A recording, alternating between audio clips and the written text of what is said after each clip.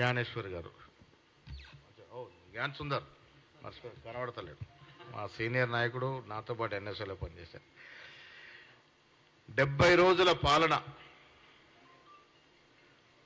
ప్రజల పాలన అంటే, ప్రజాపాలన అంటే, ప్రజాస్వామిగా జరుగుతున్న పాలన అంటే ఇది అనిపించే విధంగా రేవంత్ రెడ్డి గారు ముఖ్యమంత్రి అయిన తర్వాత రేవంత్ రెడ్డి గారు, బట్టి విక్రమార్క గారు, వారి మంత్రివర్గ సభ్యులు, శాసనసభ్యులు ఇస్తున్నటువంటి తీరు ఇలా ప్రజల్లో ఆనందం వ్యక్తమవుతున్నటువంటి సందర్భం.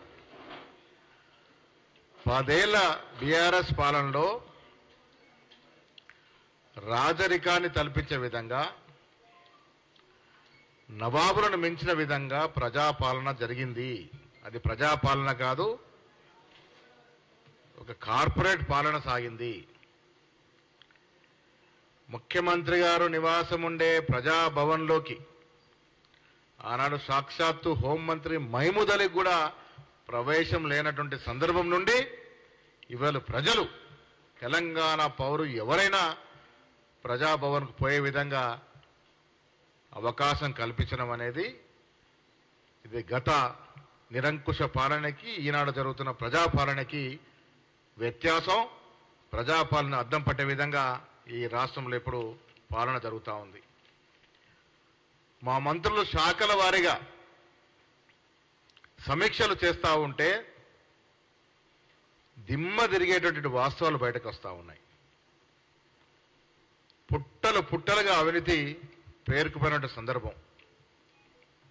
ఈ డిపార్ట్మెంట్ ఆ డిపార్ట్మెంట్ కాదు, ఏ డిపార్ట్మెంట్ చూసినా విచ్చలవిడిగా అవినీతి, ఒక పద్ధతి పాడు లేకుండా ఇష్టారాజ్యంగా జీవోలిచ్చి ప్రజల సొత్తును దండుకున్నటువంటి పరిస్థితి.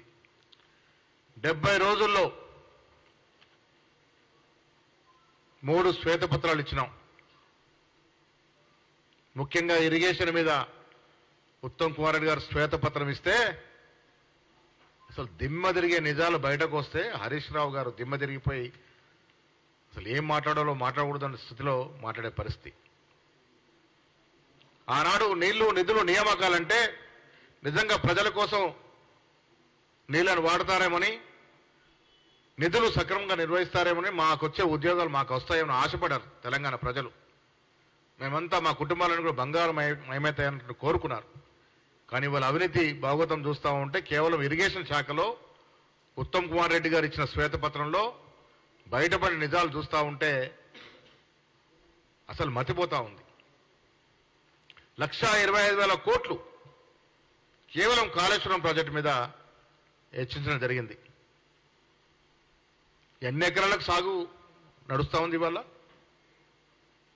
అంటే ఒక ఎకరానికి 1 కోటి రూపాయలు చొప్పున ఖర్చు పెట్టి 1,00,000 ఎకరాలకి నీరిస్తామని ప్రగల్భం కలిపి ఇవాళ 1,25,000 కోట్ల ప్రజా సొత్తుని దుర్వినియోగం చేసినటువంటి ఘనత ఈ దేశంలో కేసీఆర్కి దక్కింది.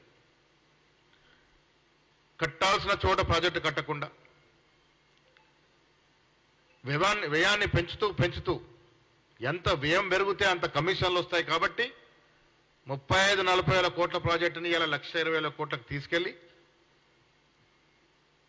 ఆ కట్టిన ప్రాజెక్ట్ అన్న చక్కగా ఉందంటే బీటలు బారుతా ఉంది. మేడిగడ్డ బ్యారేజ్ కానీ ఇతరత్ర బ్యారేజ్ ఇవాళ కూడా పేపర్లో వచ్చింది, మరొక బ్యారేజ్ దగ్గర బీటలు పారుతూ ఉన్నాయని. కాంగ్రెస్ హయాంలో పోచంపాడు శ్రీరామ్ సాగర్ ప్రాజెక్టు కట్టాం, పోచంపల్లి ప్రాజెక్టు కట్టాం, నిజాం సాగర్ ప్రాజెక్టు కట్టాం. 100 ఏళ్లకు పైగా అవుతున్నా ఒక్క పలుకు కూడా రానటువంటి సందర్భం. 100-150 సంవత్సరాలకి ఉండాల్సినటువంటి నాణ్యతతో కట్టాల్సిన ప్రాజెక్టులని నాసి రకంగా కట్టి కాంట్రాక్టులు జేబులు నింపి తద్వారా కమిషన్లు దండుకునే కార్యక్రమంలో టీఆర్ఎస్ పై నిమగ్నం ఉంది. కాబట్టే ఇలా 1,00,000 కోట్ల ప్రజాధనాన్ని దుర్వినియోగం చేశారు. మిత్రులారా, దేశ చరిత్రలో అత్యంత తక్కువ సమయంలో అత్యంత ఎక్కువ ప్రజాధనాన్ని దోపిడీ చేసిన కుటుంబం ఏదంటే అది కేవలం కేసీఆర్ కుటుంబమే. 9.5 ఏళ్ల పాలనలో 1,00,000 కోట్ల రూపాయల ప్రజాధనాన్ని దుర్వినియోగం చేశారు. దుర్వినియోగ మార్గాలు ఇవేవని కాదు, ప్రాజెక్టుల పేరిట దుర్వినియోగం చేశారు, భూముల పేరిట.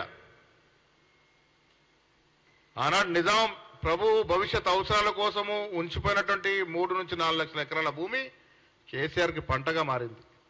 అయినోడి కానోడికి ఇబ్బడి ముబ్బడిగా ఖరీదైన భూములు అప్పచెప్పడం, తద్వారా కిక్ బ్యాక్ తీసుకోవడం అలవాటుగా మారిపోయింది. ఇలా కేసీఆర్ కుటుంబం, వారు తాబేదారులుగా ఉన్నట్టు కొంతమంది మంత్రులు, ఎమ్మెల్యేల కుటుంబాలు ఇవాళ రాష్ట్రంలో బంగారుమయమే. కానీ ఏ ఒక్క తెలంగాణ సామాన్యుడి కుటుంబం బంగారుమయం కాలే, ఎవరి జీవితం సాకారం కాలే. ఉద్యోగాలు ఇస్తున్నారు, 2 లక్షల ఉద్యోగాల పేరిట ప్రజల్ని మోసం చేసి 9.5 ఏళ్లలో వాళ్ళు ఇచ్చిన ఉద్యోగాలు 50,000 దాటలే. నిజమైన ప్రజాపాలన అందిస్తున్నటువంటి కాంగ్రెస్ ప్రభుత్వం ఇవాళ మేము వచ్చి 65 రోజుల లోపల దాదాపు 30,000 ఉద్యోగాలు ఇచ్చినామంటే ఇది అసలైనటువంటి నియామకాల ప్రక్రియ. మిత్రులారా, 65 రోజులు మాత్రమే అయింది, 30,000 ఉద్యోగాలు ఇచ్చాం. 2 లక్షల ఉద్యోగాలు సంవత్సరంలో ఇచ్చి తీరుతామనే మాట నిలబెట్టుకుంటాం. టిఆర్ఎస్ పార్టీ ప్రాజెక్టుల పేరిట చేసినటువంటి దోపిడీ శ్వేతపత్రం రూపంలో బయట పెడితే ఇలా దారి మళ్లించేందుకు, ప్రజల దృష్టిని ఆ వైపు నుంచి మళ్లించేందుకు దక్షిణ తెలంగాణకి ఏదో అన్యాయం జరుగుతుందని, నీటి వాటాల మీద ప్రభుత్వం ఏదో కాంప్రమైజ్ అవుతుందని పసలైన ఆరోపణలు చేస్తూ ఉన్నారు. సాక్షాత్ ముఖ్యమంత్రి చేసిన కేసీఆరే బహిరంగ సభలో అబద్ధాలు మాట్లాడుతూ ఉన్నారు. తెలంగాణ ప్రజలు గ్రహించుకోవాల్సిన అవసరం ఉన్నది. ఉద్యోగాల విషయంలో కానీ, భూముల విషయంలో కానీ, నీళ్ల విషయంలో కానీ,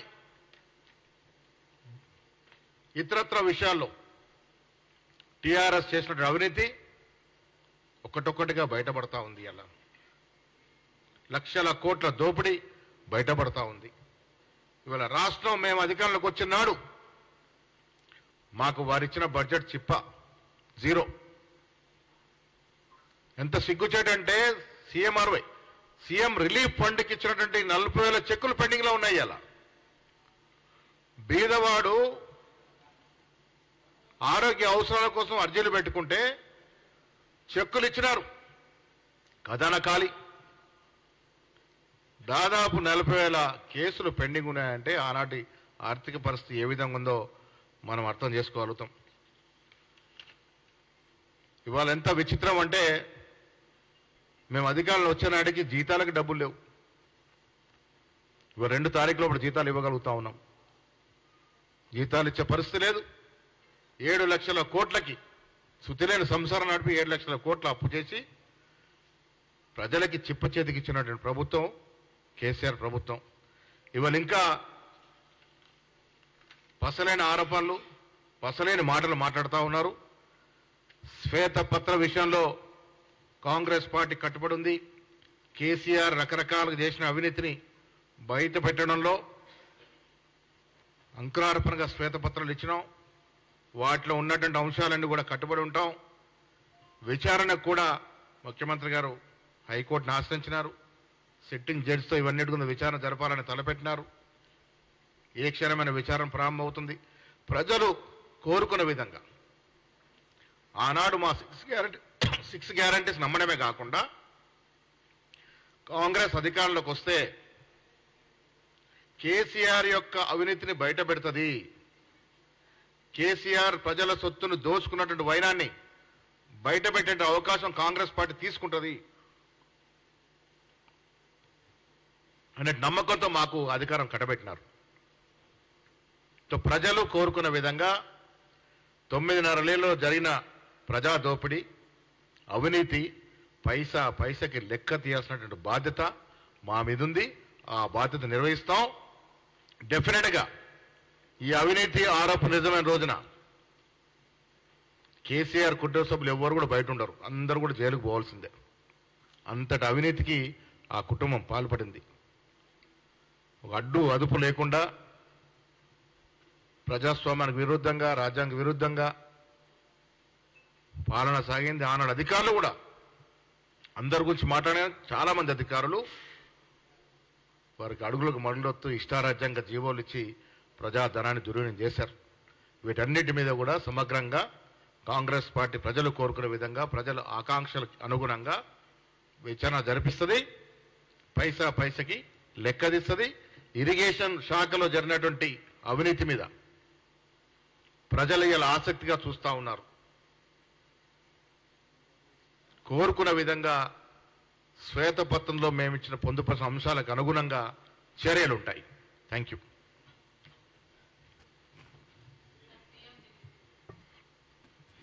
సీఎం గారు ఢిల్లీ టూరు రకరకాల అంశాల మీద పోయి ఉంటారు. బయట కూడా చాలా ఊహాగానాలు వస్తూ ఉన్నాయి. సీఎం ఉన్నప్పుడు ఢిల్లీలో చాలా కార్యక్రమాలు, చాలా ప్రాజెక్ట్స్ పెండింగ్లో ఉంటాయి. మరి ఎవరి గురించి ఎవరిని కలవడానికి పోతున్నారో మాకైతే సమాచారం లేదు. కానీ ఏదున్నా ప్రజా సంక్షేమం కోసమే పోయి ఉంటారు. ఇంకా మీకు వస్తున్న ఊహాగానాలు మంత్రివర్గం కానీ అవి కానీ ఇవన్నీ ఢిల్లీలో చర్చించుకునే అవకాశం ఉంది. ఇది మన పరిధిలో ఉన్నటువంటి అంశం కాదు.